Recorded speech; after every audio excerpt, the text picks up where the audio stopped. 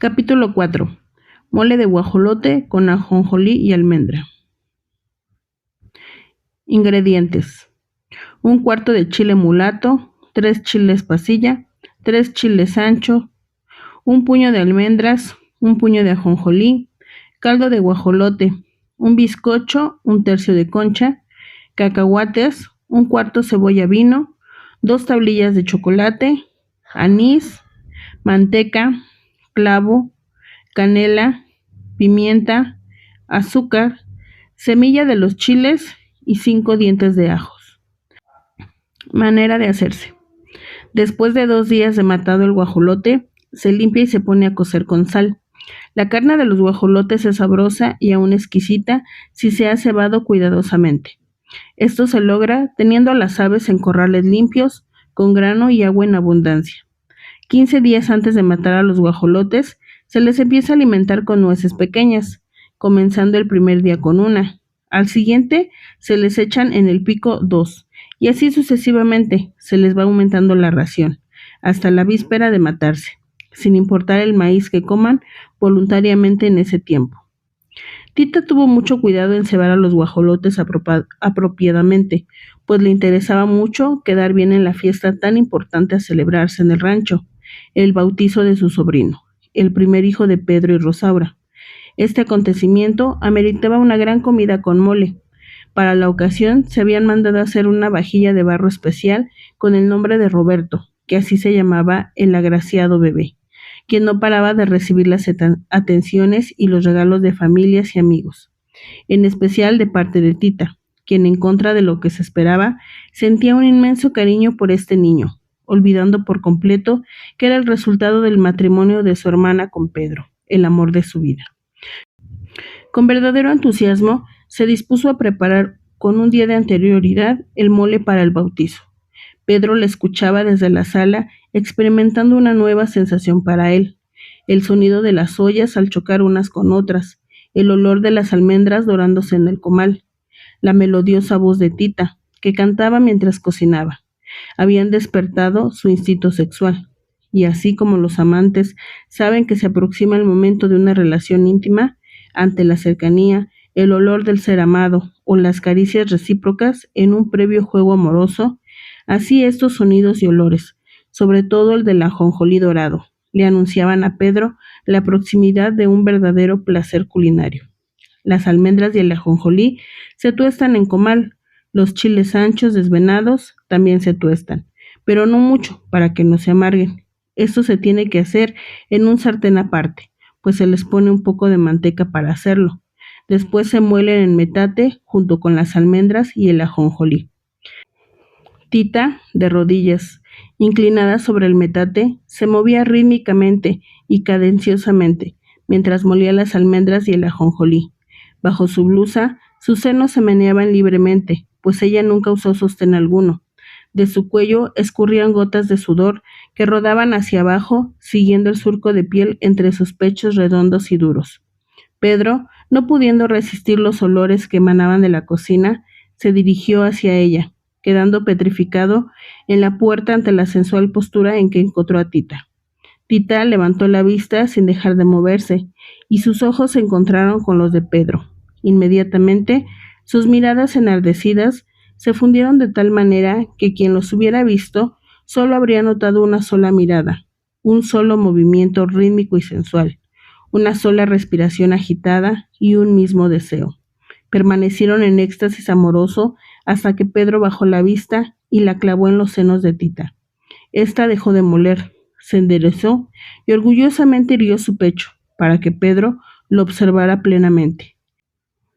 El examen de que fue objeto cambió para siempre la relación entre ellos.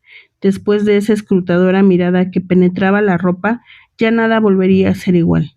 Tita supo en carne propia por qué el contacto con el fuego altera los elementos, por qué un pedazo de masa se convierte en tortilla, por qué un pecho sin haber pasado por el fuego del amor es un pecho inerte, una bola de masa sin ninguna utilidad. En solo unos instantes, Pedro había transformado los senos de Tita de castos a voluptuosos, sin necesidad de tocarlos.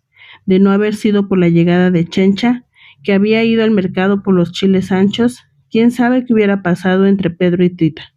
Tal vez Pedro hubiera terminado amasando, sin descanso, los senos que Tita le ofrecía, pero, desgraciadamente, no fue así. Pedro, fingiendo haber ido por un vaso de agua de limón con chía, lo tomó rápidamente y salió de la cocina. Tita, con manos temblorosas, trató de continuar con la elaboración del mole como si nada hubiera pasado. Cuando ya están bien molidas las almendras y el ajonjolí, se mezclan con el caldo donde se coció el guajolote y se le agrega sal al gusto. En un molcajete se muelen el clavo, la canela, el anís, la pimienta y por último el bizcocho, que anteriormente se ha puesto a freír en manteca junto con la cebolla picada y el ajo. Enseguida se mezclan con el vino y se incorporan. Mientras molía las especias, Chencha trataba en vano de capturar el interés de Tita, pero por más que le exageró, los incidentes que habían presenciado en la plaza y le narraba con lujo de detalles la violencia de las batallas que tenían lugar en el pueblo, solo alcanzaba a interesar a Tita por breves momentos. Esta por hoy no tenía cabeza para otra cosa que no fuera la emoción que acababa de experimentar. Además de que Tita conocía perfectamente cuáles eran los móviles de Chencha al decir estas cosas. Como ella ya no era la niña que se asustaba con las historias de la Llorona, la bruja que chupaba a los niños, el coco y demás horrores, ahora Chencha trataba de asustarla con historias de colgados, fusilados, desmembrados, degollados e inclusive sacrificados, a los que sacaban el corazón en pleno campo de batalla. En otro momento, le hubiera gustado caer en el sortilegio de la graciosa narrativa de Chencha y terminar por creerle sus mentiras, inclusive la de que a Pancho Villa le llevaban los corazones sangrantes de sus enemigos para que se los comiera. Pero ahora no. La mirada de Pedro le había hecho recuperar la confianza en el amor que éste le profesaba. Había pasado meses envenenada con la idea de que o Pedro le había mentido el día de la boda al declararle su amor solo para no hacerla sufrir, o que con el tiempo Pedro realmente se había enamorado de Rosaura. Esta inseguridad había nacido cuando él, inexplicablemente, había dejado de festejarle sus platillos. Tita se esmeraba con angustia en cocinar cada día mejor. Desesperada, por las noches, obviamente después de tejer un buen tramo de su colcha, inventaba una nueva receta con la intención de recuperar la relación que entre ella y Pedro había surgido a través de la comida. De esta época de sufrimiento nacieron sus mejores recetas, y así como un poeta juega con las palabras, así ella jugaba a su antojo con los ingredientes y con las cantidades, obteniendo resultados fenomenales. Pero nada, todos sus esfuerzos eran en vano. No lograba arrancar de los labios de Pedro una sola palabra de aprobación. Lo que no sabía es que mamá Elena le había pedido a Pedro que se abstuviera de elogiar la comida, pues Rosaura de por sí sufría de inseguridad, por estar gorda y deforme a causa de su embarazo, como para encima de todo tener que soportar los cumplidos que él le hacía a Tita, su pretexto de lo delicioso que ella cocinaba. Qué sola se sintió Tita en esa época. Extrañaba tanto a Nacha, odiaba a todos, inclusive a Pedro. Estaba convencida de que nunca volvería a querer a nadie mientras viviera. Claro que todas estas convicciones se esfumaron en cuanto recibió en sus propias manos al hijo de Rosaura. Fue una mañana fría de marzo. Ella estaba en el gallinero recogiendo los huevos de las gallinas que acababan de poner, para utilizarlos en el desayuno. Algunos aún estaban calientes, así que se los metía bajo la blusa, pegándoles al pecho para mitigar el frío crónico que sufría y que últimamente se le había agudizado. Se había levantado antes que nadie, como de costumbre, pero hoy lo había hecho media hora antes de lo acostumbrado, para empacar una maleta con la ropa de Gertrudis. Quería aprovechar que Nicolás salía de viaje a recoger un ganado, para pedirle que por favor se le hiciera llegar a su hermana.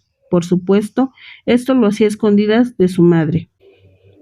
Tita decidió enviárselas, pues no se le quitaba de la mente la idea de que Gertrudis seguía desnuda. Claro que Tita se negaba a aceptar como cierto que esto fuera, porque el trabajo de su hermana en el burdel de la frontera así lo requería, sino más bien porque no tenía ropa que ponerse. Rápidamente le dio a Nicolás la maleta con la ropa y un sobre con las señas del antro, donde posiblemente encontraría a Gertrudis, y regresó a hacerse cargo de sus labores. De pronto, escuchó a Pedro preparar la carretela. Le extrañó que lo hiciera a tan temprana hora, pero al ver la luz del sol, se dio cuenta de que ya era tardísimo y que empacarle a Gertrudis, junto con su ropa, parte de su pasado, le había tomado más tiempo del que se había imaginado. No le fue fácil meter en la maleta el día en que hicieron su primera comunión las tres juntas. La vela, el libro y la foto afuera de la iglesia cupieron muy bien, pero no así el sabor de los tamales y del atole que Nacha les había preparado y que habían comido después en compañía de sus amigos y familiares. Cupieron los huesitos de chabacano de colores, pero no así las risas cuando jugaban con ellos en el patio de la escuela, ni la maestra Jovita, ni el columpio, ni el olor de su recámara, ni el del chocolate recién batido. Lo bueno es que tampoco cupieron las palizas, ni los regaños de mamá Elena, pues Tita cerró muy fuerte la maleta antes de que se fueran a colar. Salió al patio justo en el momento en que Pedro le gritaba buscándola con desesperación. Tenía que ir a Eagle Pass con el doctor Brown, que era el médico de la familia, y no la encontraba por ningún lado. Rosaura había empezado con los dolores de parto. Pedro le encargó que por favor la atendiera mientras él volvía. Tita era la única que podía hacerlo. En casa no quedaba nadie. Mamá Elena y Chencha ya se habían ido al mercado con el propósito de abastecer la despensa, pues esperaban el nacimiento de un momento a otro y no querían que faltara en casa ningún artículo que fuera indispensable en estos casos. No habían podido hacerlo antes, pues la llegada de los federales y su peligrosa estancia en el pueblo se lo habían impedido. No supieron al salir que el arribo del niño ocurriría más pronto de lo que pensaban, pues en cuanto se fueron, Rosaura había empezado con el trabajo de parto.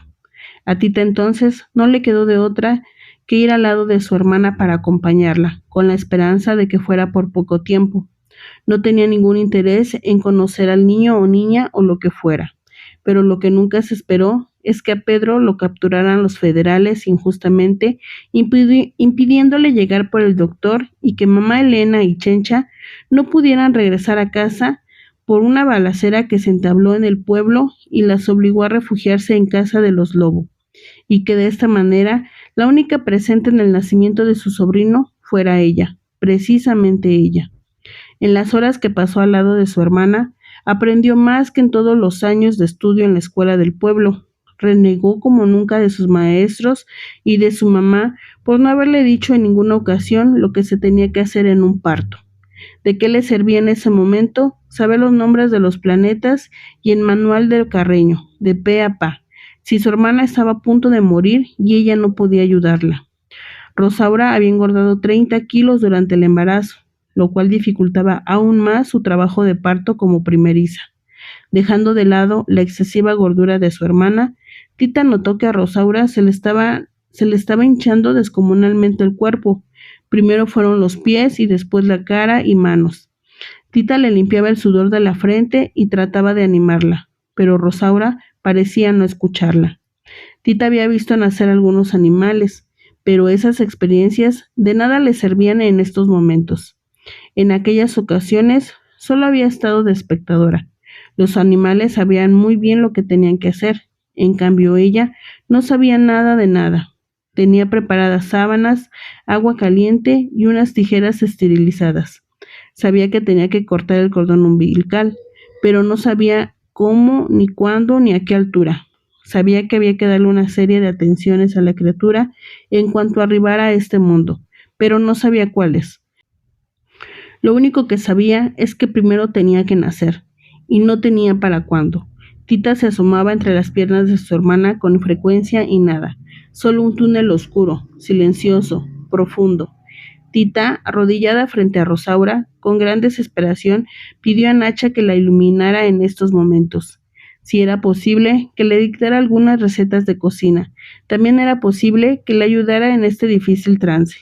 Alguien tenía que asistir a Rosaura desde el más allá, porque los del más acá no tenían manera.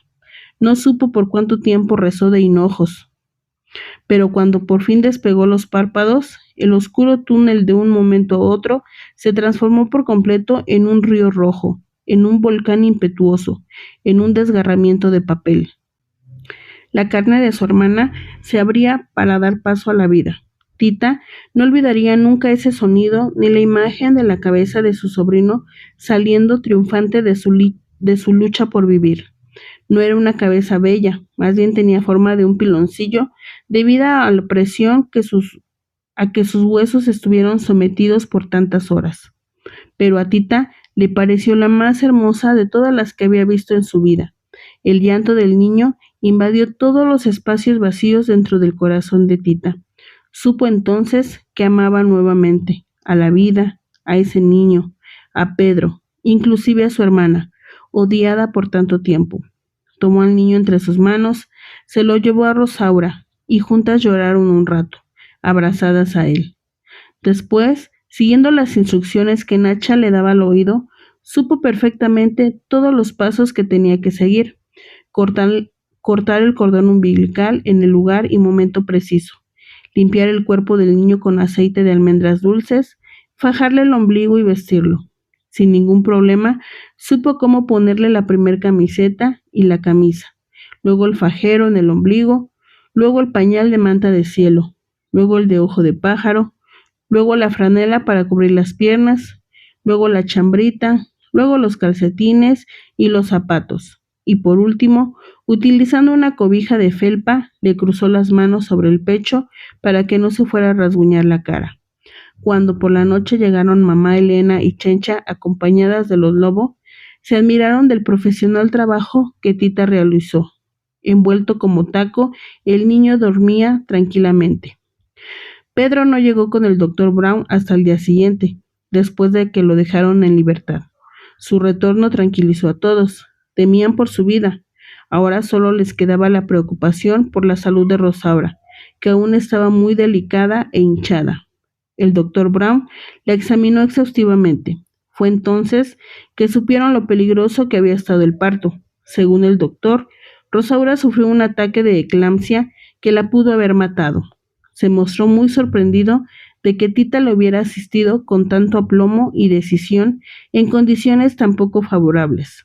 Bueno, quién sabe qué le llamó más la atención, si el que Tita lo hubiera atendido sola y sin tener ninguna experiencia, o el descubrir de pronto que Tita, la niña dientona que él recordaba, se había transformado en una bellísima mujer sin que él hubiera notado. Desde la muerte de su esposa, 5 años atrás, nunca había vuelto a sentirse atraído hacia ninguna mujer. El dolor de haber perdido a su cónyuge, prácticamente de recién casados, lo había dejado insensible para el amor todos estos años. Qué extraña sensación le producía el observar a Tita. Un hormigueo le recorría todo el cuerpo, despertando y activando sus dormidos sentimientos. Lo observaba como si fuera la primera vez que lo hiciera. Qué agradables le parecían ahora sus dientes. Habían tomado su verdadera proporción dentro de la armonía perfecta de las facciones finas y delicadas de su rostro. La voz de mamá Elena interrumpió sus pensamientos. Doctor, ¿no sería molesto para usted venir 2 veces al día hasta que mi hija salga de peligro? Claro que no. En primera es mi obligación y en segunda es un placer frecuentar su agradable casa.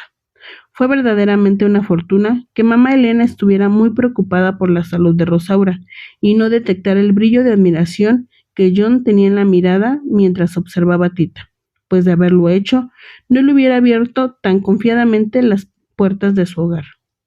Por ahora, el doctor no le presentaba ningún problema a mamá Elena. Lo único que la tenía muy preocupada era que Rosaura no tenía leche. En el pueblo, afortunadamente, encontraron una nodriza que se encargó de amamantar al niño. Era pariente de Nacha. Acababa de tener su 8º hijo y aceptó con agrado el honor de alimentar al nieto de mamá Elena. Durante un mes lo hizo de maravilla, hasta que una mañana, cuando se dirigía al pueblo a visitar a su familia, fue alcanzada por una bala perdida que se escapó de una balacera entre rebeldes y federales y le hirió de muerte.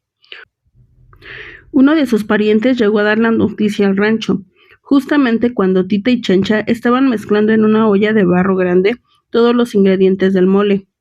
Este es el último paso y se realiza cuando ya se tiene todos los ingredientes molidos tal y como se indicó. Se mezclan en una olla, se le añaden las piezas del guajolote, las tablillas de chocolate y azúcar al gusto. En cuanto espesa, se retira del fuego. Tita terminó sola de preparar el mole, pues Chencha, en cuanto supo la noticia, se fue inmediatamente al pueblo a tratar de conseguir otra nodriza para su sobrino. No regresó hasta la noche y sin haberlo logrado. El bebé lloraba exasperado. Trataron de darle leche de vaca y la rechazó. Tita trató entonces de darle el té, tal y como Nacha lo había hecho con ella, pero fue inútil. El niño igualmente lo rechazó.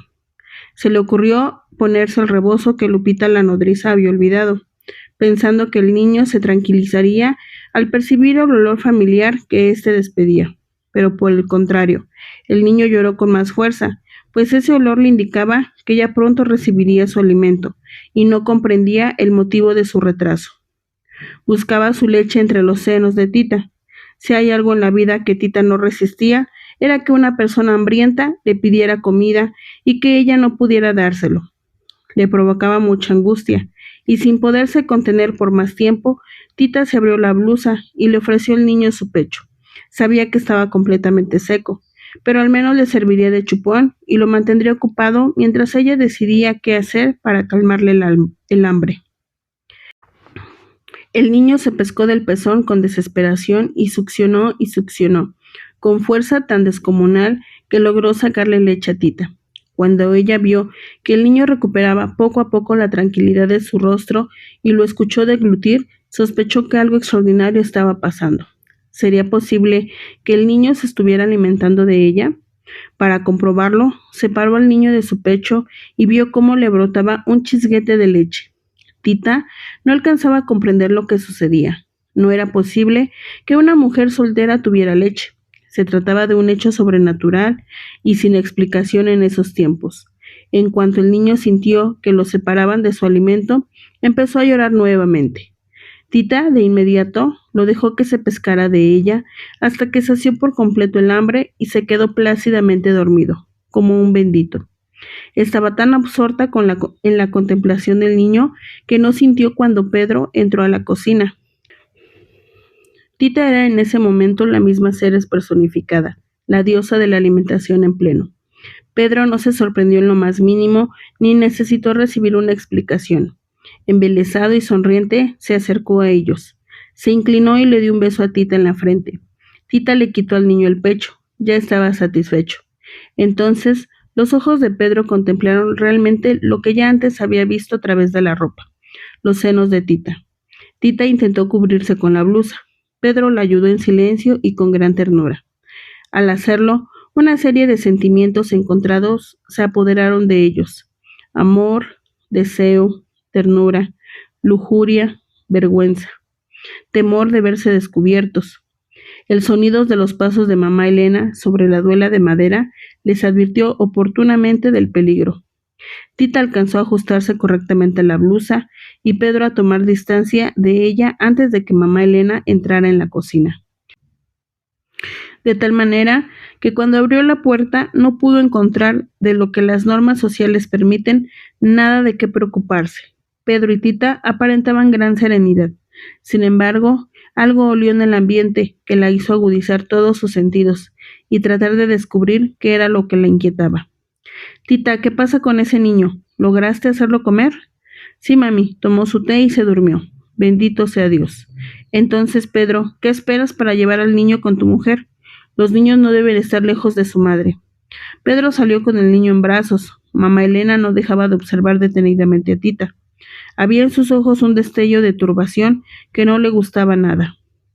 ¿Ya está listo el champurrado para tu hermana? Ya, mami. Dámelo para que se lo lleve. Necesito tomarlo día y noche para que le baje la leche. Pero por más champurrado que tomó, nunca le bajó la leche. En cambio, Tita tuvo desde ese día leche suficiente como para alimentar no solo a Roberto, sino a otros 2 niños más, si así lo hubiera deseado. Como Rosaura estuvo delicada algunos días, a nadie le extrañó que Tita se encargara de darle de comer a su sobrino. Lo que nunca descubrieron fue la manera en que lo hacía, pues Tita, con la ayuda de Pedro, puso mucho cuidado en que nadie la viera. El niño, por tanto, en lugar de hacer un motivo de separación entre ambos, terminó por unirlos más. Tal parecía que la madre del niño era Tita y no Rosaura. Ella así lo sentía y así lo demostraba. El día del bautizo, con qué orgullo cargaba a su sobrino y lo mostraba a todos los invitados. Rosaura no pudo estar presente más que en la iglesia, pues aún se sentía mal. Tita entonces tomó su lugar en el banquete. El doctor John Brown miraba a Tita embelesado. No le podía quitar los ojos de encima. John había asistido al bautizo solo para ver si podía conversar con ella a solas, a pesar de que se veían a diario durante las visitas médicas que John le hacía a Rosaura. No habían tenido la oportunidad de platicar libremente y sin ninguna otra persona presente. Aprovechando que Tita caminaba cerca de la mesa donde él se encontraba, se levantó y se le acercó con el pretexto de ver al niño. «Qué bien se ve este niño, al lado de una tía tan bella». «Gracias, doctor. Y eso que no es su propio hijo. Ya me imagino lo bonita que se va a ver cuando el niño que cargue sea el suyo». Una nube de tristeza cruzó por el semblante de Tita. John la detectó y dijo: «Perdón, parece que dije algo incorrecto». «No, no es eso. Lo que pasa es que yo no me puedo casar ni tener hijos, porque tengo que cuidar a mi mamá hasta que muera». «¿Pero cómo? Eso es una tontería». «Pero así es. Ahora le ruego que me disculpe. Voy a atender a mis invitados». Tita se alejó rápidamente, dejando a John completamente desconcertado. Ella también lo estaba, pero se recuperó de inmediato al sentir en sus brazos a Roberto. ¿Qué le importaba su destino mientras pudiera tener cerca a ese niño, que era más suyo que de nadie? Realmente ella ejercía el puesto de madre sin el título oficial. Pedro y Roberto le pertenecían y ella no necesitaba nada más en la vida. Tita estaba feliz que no se dio cuenta de que su madre, lo mismo que John, aunque por otra razón, no la perdía de vista un solo instante. Estaba convencida de que algo se traían entre manos Tita y Pedro. Tratando de descubrirlo, ni siquiera comió y estaba tan concentrada en su labor de vigilancia que le pasó desapercibido el éxito de la fiesta. Todos estuvieron de acuerdo en que gran parte del mismo se debía a Tita. El mole que había preparado estaba delicioso. Ella no paraba de recibir felicitaciones por sus méritos como cocinera, y todos querían saber cuál era su secreto. Fue verdaderamente lamentable que en el momento en que Tita respondía a esta pregunta diciendo que su secreto era que había preparado el mole con mucho amor, Pedro estuviera cerca y los dos se miraran por una fracción de segundo con complicidad, recordando el momento en que Tita molía en el metate, pues la vista de águila de mamá Elena a 20 metros de distancia detectó el destello y le molestó profundamente.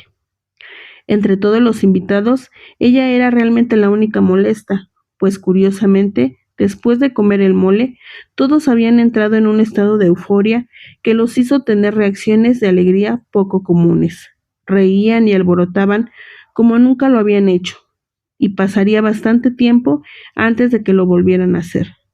La lucha revolucionaria amenazaba con acarrear hambre y muerte por doquier, pero en esos momentos parecía que todos trataban de olvidar que en el pueblo había muchos balazos. La única que no perdió la compostura fue mamá Elena, que estaba muy ocupada en buscar una solución a su resquemor.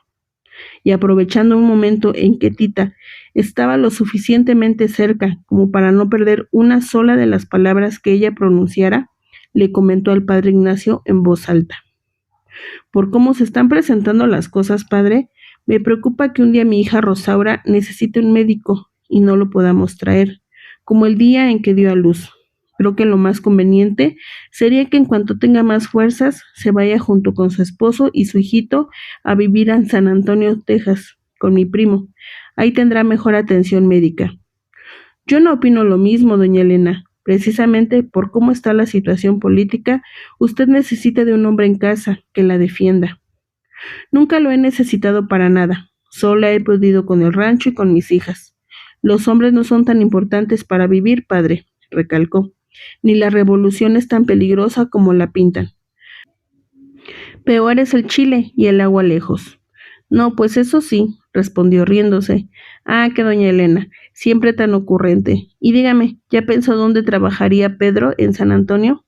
«Puede encontrar trabajo como contador en la compañía de mi primo. No tendrá problema, pues habla inglés a la perfección». Las palabras que Tita escuchó resonaron como cañonazos dentro de su cerebro. No podía permitir que esto pasara. No era posible que ahora le quitaran al niño. Tenía que impedirlo a como diera lugar. Por lo pronto, mamá Elena logró arruinarle la fiesta, la primera fiesta que gozaba en su vida.